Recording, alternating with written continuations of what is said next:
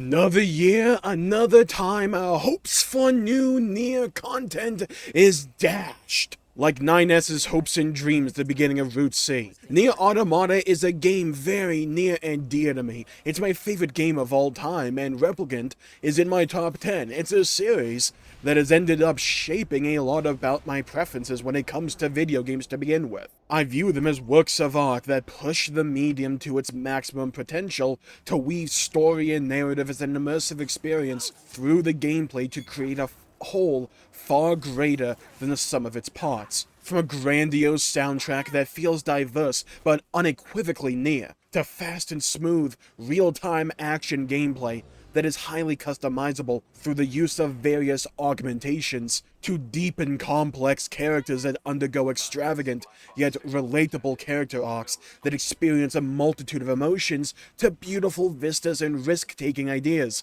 Nier is a franchise predicated on the idea that the player will experience dang near every emotion a human is capable of, and the player ends up caring way more about these fictional characters than anyone probably should. It's a genuine modern masterpiece that represents the best of what video games have to offer. But it's been over 6 years since Automata's release. What am I waiting for here? Elder Scrolls 6. And granted, we did have Replicant's Totally Not a Remake come out as well with a new ending that adapted Ending E from other media, but a full new game just hasn't been released, unless you want to count the mobile gacha game. So what's the deal with Nier?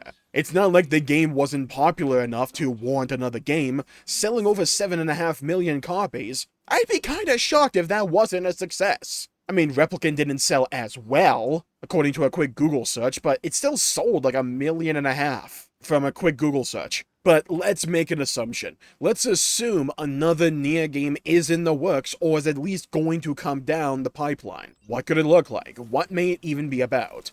Well, to answer that question, I think we need to take a look at a completely different video games franchise for those answers. I know that sounds weird, but this is Nier we're talking about, and Yoko Taro. Did you expect this to be conventional? I'm also not talking about Dragon God. Yeah, you thought you had me there, didn't you? I'm talking Final Fantasy. But Jmulls, how in the hell is Final Fantasy related to Nier? They're completely different franchises. Unless, 2B busted out the Buster Sword at some point and we were just unaware of this development. Well, I'm specifically talking about the Nier Automata collaboration that happened with the MMORPG Final Fantasy XIV. Back in the expansion Shadowbringers, they released a series of 24-man alliance raids. Basically, this piece of content where you and 23 others go into this instance, fight some mobs, fight some bosses, get some loot, have a story, job done. And the game featured bosses and locations and characters inspired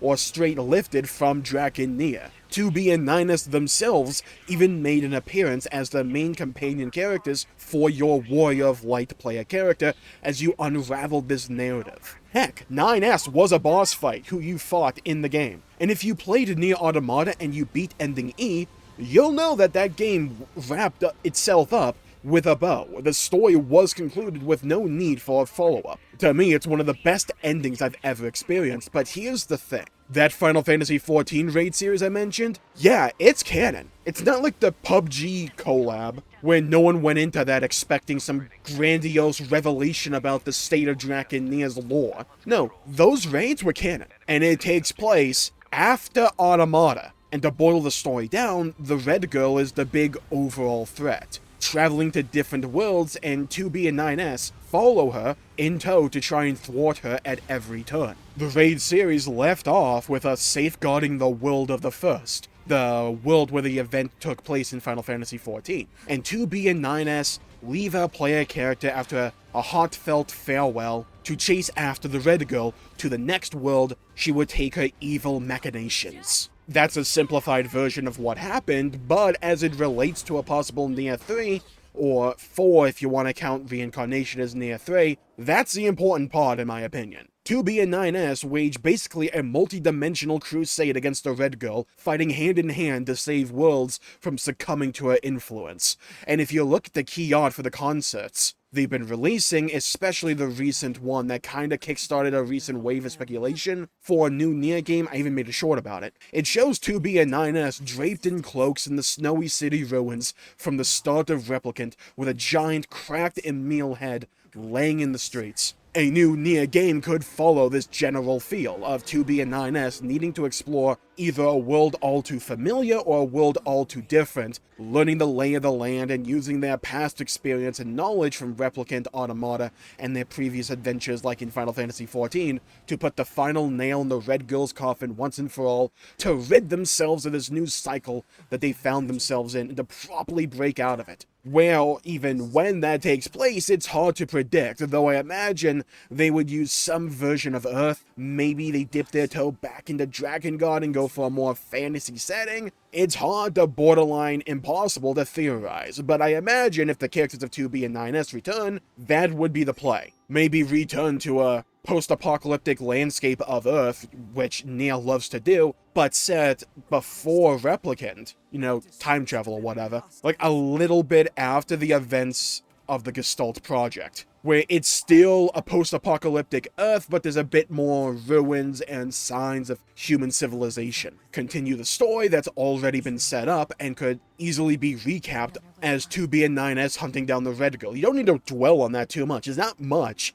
a player would need to be informed of going from Automata only to get to the next Nier game. It's not like you have to summarize the entirety of the Final Fantasy XIV collaboration. Now, they could go for a new cast of characters, and I borderline would almost prefer that, because I personally love where Nier Automata left off for me. I wouldn't have followed that up if it was my choice. But if the door's already been open, I'm down to hear whatever story they may want to tell as a result of that open door. But in my opinion, it needs to be navigated delicately. But if there's anyone that's going to do that right, it's probably Yoko Taro, let's be honest. Remember Emil and how he followed up that storyline in Automata? It can be done. And I'm a firm believer that if you are good enough at writing and you understand how to piece a story and how to unfold it, you can make a story work like that. So a revisit to the stories of 9S and 2B and following up the groundwork laid down in Final Fantasy XIV could be a phenomenal story. It doesn't mean you have to undermine everything Automata stood for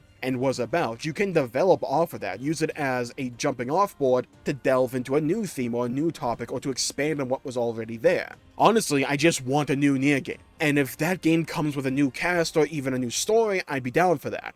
And if it's an action and emotionally packed story featuring 9S and 2B trying to end the Red Girl threat once and for all, then I'm also down for that. And you know, funnily enough, this feels an awful lot like the Persona situation right now, where Persona 5 comes out to a massive success, and then we get spin-off or collab after spin-off and collab, or even anime projects, instead of a new mainline entry. We're still waiting on that for the next Nier game as well, and the next Persona game. But both are series where their latest mainline entry came out to massive success that broke both series out into larger markets than ever before, both of which come, or at least came out at similar points in time. And we are waiting for mainline follow-ups to both that seem like they are obviously coming because of their previous success, but we're also just kind of left waiting for anything official. It's kind of funny how those parallels kind of formed there, huh? And in terms of gameplay, I imagine the Nier formula is probably set in stone. I'm not expecting too much deviation when it comes to the gameplay loop of Nier going into the future. Fast-paced hack and slash where you have some companion floating around you for ranged combat or special abilities,